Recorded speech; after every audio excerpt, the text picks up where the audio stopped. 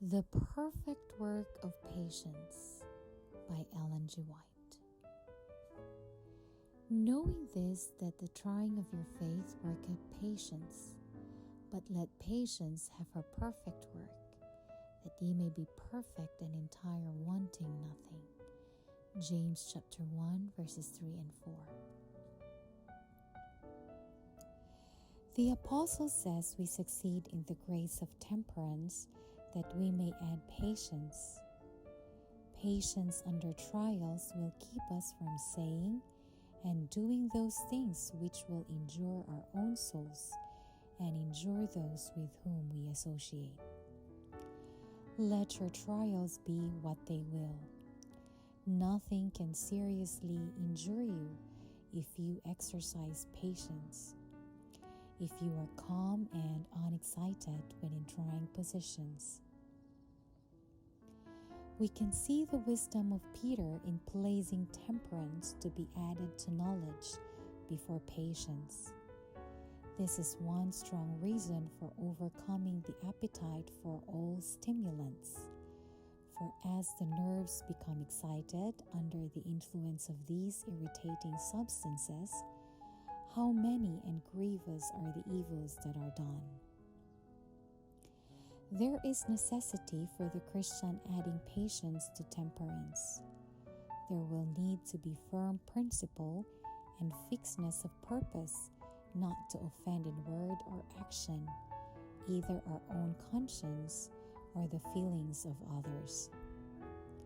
There must be a rising above the customs of the world in order to bear reproach, disappointment, losses, and crosses without one murmur, but with uncomplaining dignity.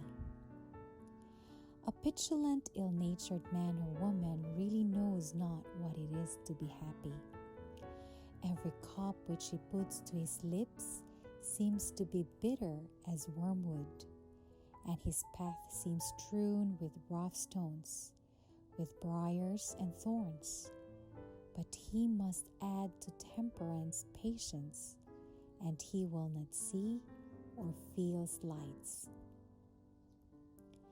Love is the law of Christ's kingdom.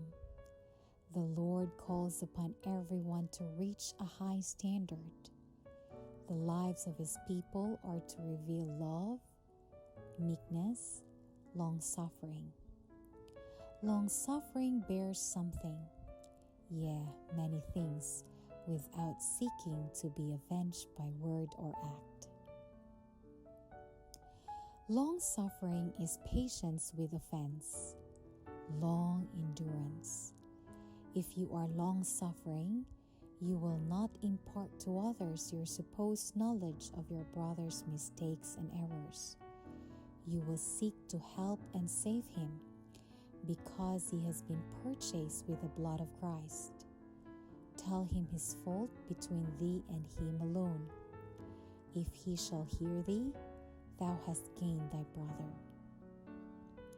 Brethren, if a man be overtaken in a fault, ye which are spiritual, restore such a one in the spirit of meekness, considering thyself, lest thou also be tempted.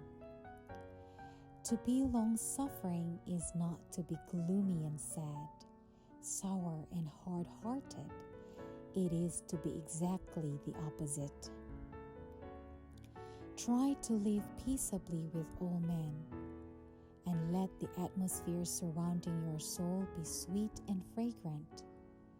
The Lord hears every unwise word that is spoken. If you will battle against selfish human nature, you will go forward steadily in the work of overcoming hereditary and cultivated tendencies to wrong. By patience, long-suffering, and forbearance, you will accomplish much. Remember that you cannot be humiliated by the unwise speeches of someone else, but that when you answer unwisely, you lose the victory that you might have gained. Be very careful of your words. Forbearance and unselfishness mark the words and deeds of those who are born again to live the new life in Christ. Patience must have its perfect work, or we cannot be perfect and entire, wanting nothing. Troubles and afflictions are appointed unto us, and shall we bear them all patiently, or shall we make everything bitter by our complaining? The gold is put into the furnace that the dross may be removed.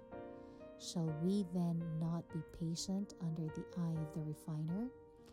We must refuse to sink into a sad and disconsolate state of mind, but show calm trust in God, counting it all joy when we are permitted to endure trials for Christ.